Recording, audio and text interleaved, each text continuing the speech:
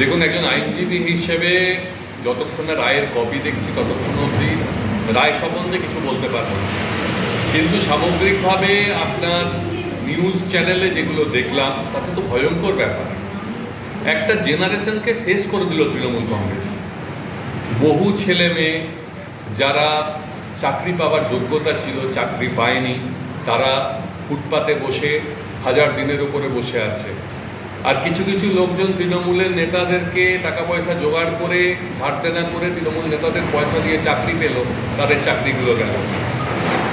এখন তৃণমূলের উচিত গলায় গামছা দিয়ে সমস্ত টাকা অবিলম্বে ফেরত করা এবং মুখ্যমন্ত্রীর পদত্যাগ করা উচিত। একটা জেনারেশনকে শেষ করে দেওয়ার জন্য যথেষ্ট। কতগুলো ছেলের ভবিষ্যৎ নষ্ট করে দিলেন বলুন তো তৃণমূলীরা। এটা মানুষকেও বিচার করতে হবে যে একটা দিনের জন্য এই সরকারকে রাখা উচিত নয়। আগামী দিনে আগামী লোকসভা ভোটে সমস্ত ভোট কাজ করা উচিত তৃণমূলের বিরুদ্ধে, যারা জেনারেশনগুলোকে নষ্ট করে দিচ্ছেন, ছাত্রছাত্রীদের ভবিষ্যৎগুলো নষ্ট করে দিচ্ছেন।